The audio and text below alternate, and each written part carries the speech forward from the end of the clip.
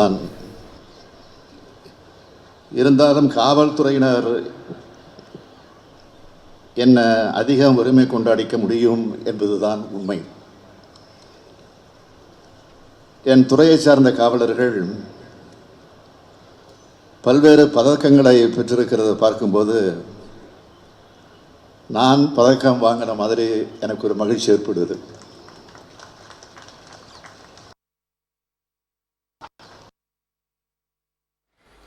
பல்வேறு பதக்கங்களை பெற்றிருக்கிறத பார்க்கும்போது நான் பதக்கம் வாங்கின மாதிரி எனக்கு ஒரு மகிழ்ச்சி ஏற்படுது. இந்திய குடியரசுத் தலைவர் பதக்கங்கள், ஒன்றிய உள்துறை அமைச்சர் பதக்கங்கள், தமிழ்நாடு முதலமைச்சர் பதக்கங்கள் ஆகியவற்றை பெற்றுள்ள காவலர்கள் அனைவருக்கும் எனது வாழ்த்துக்களையும் பாராட்டுக்களையும் நான் தெரிவித்துக் கொள்ள விரும்புகிறேன். காவல்துறை, ஊழல் தடுப்பு மற்றும் கண்காணிப்பு துறை, தீயணைப்பு மற்றும் மீட்பு பணிகள் துறை, சிறைகள் மற்றும் சீர்திருத்த பணிகள் துறை, ஊர்காவல் மற்றும் குடிமை பாதுகாப்பு படை, தடய அறிவியல் ஆகிய துறைகளில் பணியாற்றும் காவலர்களுக்கு இந்த பதக்கங்கள் வழங்கப்பட்டிருக்கு. இந்த பதக்கங்களுக்கு பின்னால் இருக்கிற உங்க உழைப்பையும் திறமையும் தலை வணங்கத்தக்க அம்சமாகும். தமிழ்நாடு பெருமைமிகு மாநிலமாக திகழுதுன்னா அந்த பெருமை தமிழ்நாடு காவல்துறைக்கு பெரும் பங்கு இருக்கு. அமைதியான மாநிலத்தில் தான் வளமும் வளர்ச்சியும் இருக்கும். தமிழ்நாட்டில் சட்டம் ஒழுங்கு நிலை மிகவும் சிறப்பாக இருக்கிறதுனால தான் தொழில் வளர்ச்சி, கல்வி வளர்ச்சி, உட்கட்டமைப்பு மேம்பாடு, மனித வளர்ச்சி குறியீடுகள்னு எதை எடுத்துக்கிட்டாலும் தமிழ்நாடு இந்தியாவில் முன்னணி மாநிலமாக திகழுது. இத்தகைய பெருமையை அரசுக்கு உருவாக்கி தர காவலர்கள் எல்லாருமே பதக்கங்களுக்கு தகுதி படைச்சவங்க தான். சிறப்பாக பணியாற்றும் காவலர்களுக்கு ஆண்டுதோறும் பதக்கமும் விருதும் வழங்கி பாராட்டுறத 1969 ஆண்டு தொடங்கி வச்சவரை அன்றைய முதலமைச்சராக இருந்த முத்தமிழறிஞர் தலைவர் கலைஞர் அவர்கள் 21/8/1969 அன்று அண்ணா பதக்கங்கள் வழங்கினார் முதலமைச்சர் கலைஞர் அவர்கள். பதக்கம் கொடுக்க தொடங்கி 55 ஆண்டுகள் ஆச்சு. ஆண்டுதோறும் அண்ணா பதக்கம் வழங்கப்படுது. காவல்துறை அதிகாரிகள் எல்லாருக்கும் மிகப்பெரிய ஊக்கம் அளிக்கிறதாக அது அமைஞ்சிருக்கு. சட்டம் ஒழுங்கை நிலைநிறுத்தும் பணியில அர்ப்பணிப்போடு செயல்படும் காவல் அதிகாரிகளையும் காவல் ஆளுநர்களையும் நான் மனதார பாராட்டுகிறேன். இது போன்ற பதக்கங்கள் வழங்கப்படுறதும், அதுக்காக விழா நடத்துறதும், இது போன்ற பதக்கங்களை மற்றவங்களும் பெறணும் என்ற ஊக்கத்தை அளிக்கத்தான். கடமை, கண்ணியம், கட்டுப்பாடு என்ற நெறிகளை பின்பற்றி அல்லும் பகலும் உழைச்சா அவங்க போற்றப்படுவாங்க என்பதற்கு எடுத்துக்காட்டா இந்த நிகழ்ச்சி நடைபெற்று வருது. உங்க கடமையை நீங்க செஞ்சா அதுக்கான பாராட்டும் பலனும் உங்களை தேடி வந்து சேரும்.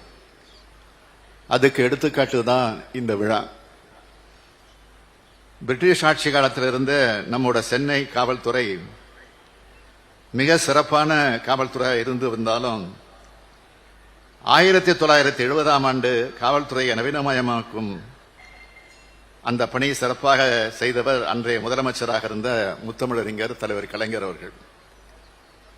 இதை தமிழ்நாடு காவல்துறை ஐஜியா அந்த காலத்தில் இருந்த மரியாதைக்குரிய எஃப் அருள் அவர்களே குறிப்பிட்டு சொல்லியிருக்கிறார். காவல்துறையை நவீனப்படுத்துறதுக்காக இந்தியாவிலேயே முதல் காவல் ஆணையத்தை அமைச்சவர் முதலமைச்சர் கலைஞர் அவர்கள். அதன் பிறகுதான் ஒன்றிய அளவில் காவல்துறையை நவீனமயமாக்கக்கூடிய பணிகள் தொடங்கிச்சு. மூன்றாவது காவல் ஆணையத்தையும் கலைஞர் அவர்கள் தான் அமைச்சார். 5வது காவல் ஆணையத்தை சென்னை உயர்நீதிமன்றத்துடைய ஓய்வு பெற்ற நீதியரசர் சி டி செல்வன் தலைமையில் திராவிட மாடல் அரசு அமைச்சிருக்கு. மக்களை பாதுகாக்கிற காவலர்களை பாதுகாக்க வேண்டியது அரசினுடைய கடமை. அந்த அடிப்படையில் தான் இந்த ஆணையத்தை அமைச்சு காவலர்கள் கோரிக்கைகளை நிறைவேற்றி கொடுத்துட்டு வரோம். காவல்துறையை மேலும் நவீனமயமாக்கி கொண்டு இருக்கிறோம். கடந்த 3 ஆண்டு காலத்தில் காவல்துறையோட உட்கட்டமைப்பை வலுப்படுத்தவும், காவல்துறையை நவீனமயமாக்கவும், காவலர் நலனை பாதுகாக்கவும் பல்வேறு சாதனைகள் செய்யப்பட்டுக் கொண்டிருக்கிறது. காவல்துறையின் முதலாக மகளிரை இடம்பெற செய்தது தலைவர் கலைஞர் அவர்கள்தான். இன்று எனக்கு அளிக்கப்பட்ட அணிவகுப்பு மரியாதை கமாண்டராக ஒரு பெண் அதிகாரி இருந்து அந்த காட்சியை நீங்க பார்த்தீங்க. அது எனக்கு ரொம்ப இரட்டடிப்பு மகிழ்ச்சியாக இருக்கு. மகளிர் பொன்விழா ஆண்டான இப்போது மகளிர் காவலர்களுடைய நீண்ட நாட்களாக இருக்க ஒரு கோரிக்கையை மிகுந்த மகிழ்ச்சியோடும் மனநிறைவோடும் இந்த நிகழ்ச்சியில அறிவிப்பா நான் வெளியிட விரும்புகிறேன். தமிழ்நாடு காவல்துறையில் பணிபுரியக்கூடிய பெண் காவலர்களுக்கு 1 ஆண்டு மகப்பேறு விடுமுறை அளிக்கப்படுகிறது. இந்த விடுமுறை முடிந்து அவங்க பணிக்கு திரும்பும்போது அவங்க குழந்தைகளை பராமரிக்கிறதுல பல சிரமங்கள் ஏற்படுறது தொடர்பா தொடர்ந்து அவங்க கோரிக்கை வச்சுக்கிட்டு வராங்க.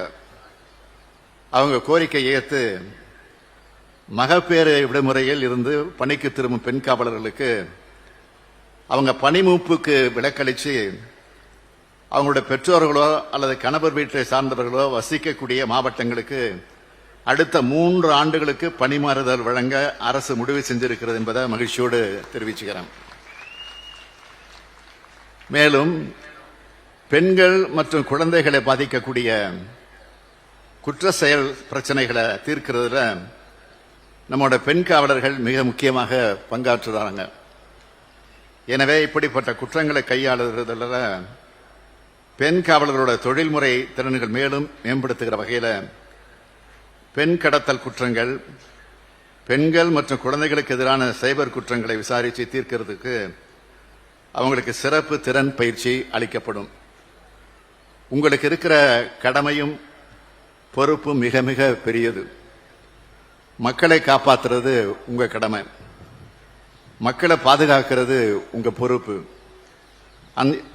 அதை எந்த குறையும் இல்லாம நீங்க நிறைவேற்றி தாங்க என்பதுதான் என்னுடைய வேண்டுகோள். குற்றங்களை குறைக்கிற துறையா மட்டும் இல்லாம குற்றங்கள் நடக்கிறதுக்கு முன்னாடியே தடுக்கிற துறையா செயல்படணும்னு நான் தொடர்ந்து சொல்லிக்கிட்டு வரேன். குற்றங்கள் நடக்காத மாநிலமா, போதைப்பொருள் நடமாட்டம் இல்லாத மாநிலமா, பாலியல் குற்றம் இல்லாத மாநிலமா நம்ம மாநிலம் உருவாக்கணும். குற்றங்கள் எங்கேயும் யாராலையும் நடத்தக்கூடாது. மீறி நடந்தால் உடனடியாக குற்றவாளி கைது செய்யப்பட்டாகணும். சட்டத்தை முன் நிறுத்தப்பட்டு விரைவான தண்டனையை பெற்று தந்தாகணும். இந்த உறுதிமொழியை நான் மட்டும் எடுத்தா போதாது, காவல்துறையின் உயர் அதிகாரிகள் மட்டும் எடுத்தா போதாது, ஒவ்வொரு காவலரும் எடுத்தாகணும். என்னுடைய காவல் எல்லைக்கு உட்பட்ட பகுதியில் எந்த வகைப்பட்ட குற்றமும் நடக்க விடமாட்டேன்னு ஒரு காவலர் முடிவெடுத்துட்டா குற்றங்கள் பூஜ்ஜியத்திற்கு வந்துடும்.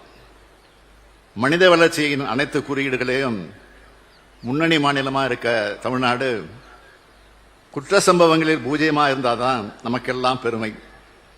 இதுல பூஜ்ஜியமாங்க 100 விழுக்காடு அர்ப்பணிப்புடன் அனைத்து காவலர்களும் பணியாற்ற வேண்டும் என்று கேட்டு விருது பெற்ற அனைவரையும் பாராட்டி மகிழ்ந்து வணக்கம் சொல்லி விடைபெறுகிறேன். நன்றி, வணக்கம்.